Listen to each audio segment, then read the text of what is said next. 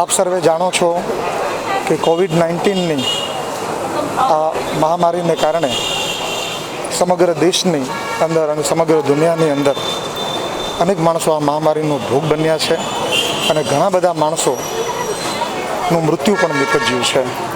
આ એક એવી ભયંકર મહામારી છે કે જેના કાયમી ઉકેલ માટે રસી વગેરેની શોધ અત્યારે જુદા જુદા દેશોમાં જુદા જુદા તબક્કે ચાલી રહી છે. હાલની અંદર એની સૌથી વધારે જો કોઈ એને અટકાવવાનો ઉપાય હોય તો એ ફક્ત એના જે પ્રોટોકોલ્સ છે, જેવું કે માસ્ક પહેરવું, હાથ સેનિટાઈઝ કરવા, યોગ પ્રાણાયામ કરવા, આ બધી બાબતો ખૂબ જ જરૂરી છે. જેના સંદર્ભે રાજ્ય સરકારે તારીખ 15મી ઓક્ટોબરને ના રોજ આજે સમગ્ર રાજ્યની અંદર એકી સાથે પ્રતિજ્ઞા લેવાનું આયોજન કર્યું છે. જેના અનુસંધાને ભાવનગર મહાનગરપાલિકામાં પણ આજે તમામ કર્મચારીઓએ ભેગા થઈ અને મહાનગરપાલિકાના પટાંગણમાં કઈ કઈ કાળજીઓ રાખવી જરૂરી છે તે અંગે શપથ લીધા છે.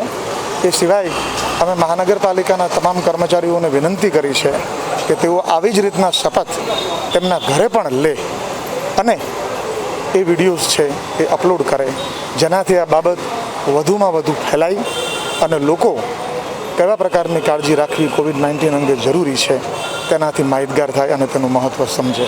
આમાં પબ્લિક દ્વારા આક્ષેપ થઈ રહ્યા છે માત્ર ને માત્ર જે નિયમો બને છે આમ પબ્લિક માટે જ બને છે, કર્મચારીને કોઈને લાગુ નથી પડતા. ના, કર્મચારીઓને નિયમ લાગુ પડે જ છે. આપણે જોયું હશે કે અત્યારે જે તમામ લોકો આવ્યા છે એ બધા માસ્ક પહેરીને આવેલા છે.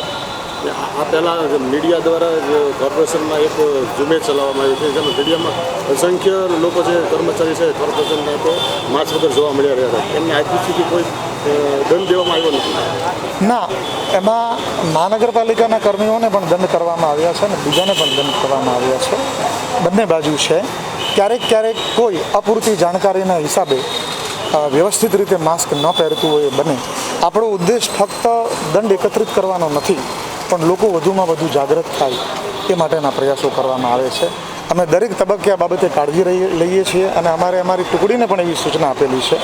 ભૂતકાળની અંદર પણ આપણે જોયું હશે કે ટુકડીના વડાએ અહીંયા જ મહાનગરપાલિકાની અંદર જ 3 કર્મચારીઓને દંડ કરેલો હતો. એટલે નિયમો બધા માટે સરખા છે. તેમ છતાંય આવી કોઈ બાબત પ્રત્યે અત્યારે જે આપનું આ નિવેદન આવ્યું છે તેની અમે નોંધ લીધી છે, હકારાત્મક નોંધ લીધી છે અને અમે એ પણ કરશું કે ફક્ત સામાન્ય જન તો વર્તે છે અને એની કરતાં બમણી કાળજી